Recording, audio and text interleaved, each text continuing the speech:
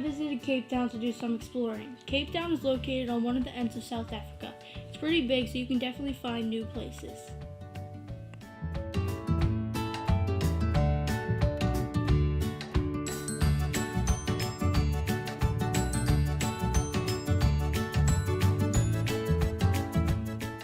Cape Town is beautiful, big, and just all around great. This is a picture I took from my boat dock around 6 p.m. when the sun started to set.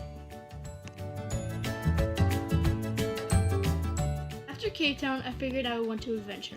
I looked on the map the tourists gave me, and the Castle of Good Hope was nearby, so of course I went. Thankfully, a lot of people weren't there, so I got a pretty nice picture. It's very big and very pretty. Next, I visited Camps Bay. As you can see, it wasn't as crowded as it usually is. I played in the water, and it was freezing cold. It was worth the trip. I really hope one day you'll get to see. Finally, I visited Table Mountain. It was very big and beautiful. Sadly, I couldn't stay for long. I stayed all during the day but left during the evening to see another attraction on my own. This caused me to leave my group.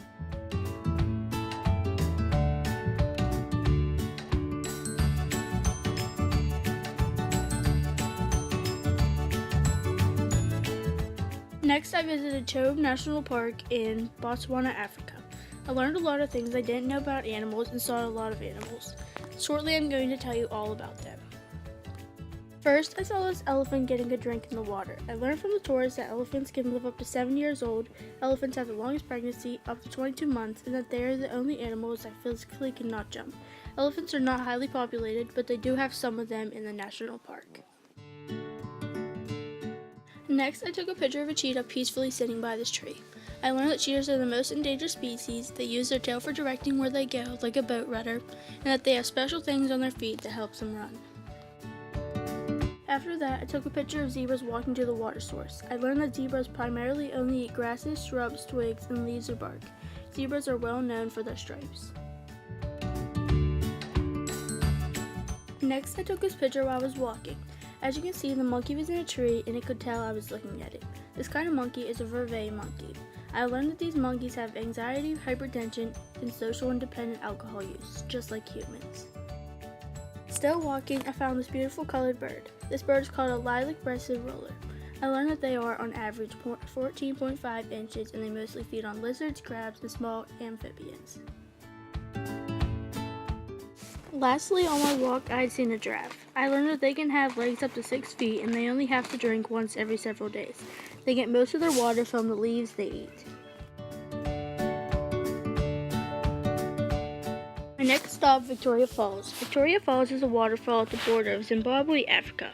This river flows through Zambia, Angola, Namibia, and Botswana. While I was there, I walked across the bridge and did the zip line that is helpful for tourism.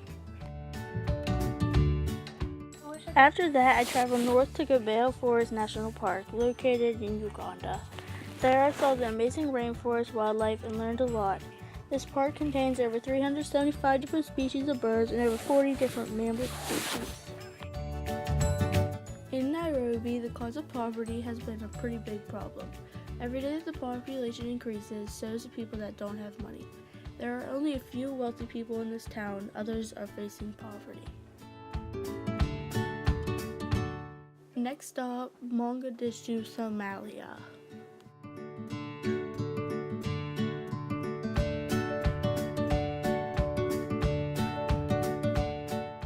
Although tourism is very dangerous in Mogadishu, I was feeling the need to look around. I had seen things like small houses, which proved that they don't have a lot of money. Finally, I completed my trip in Timbuktu.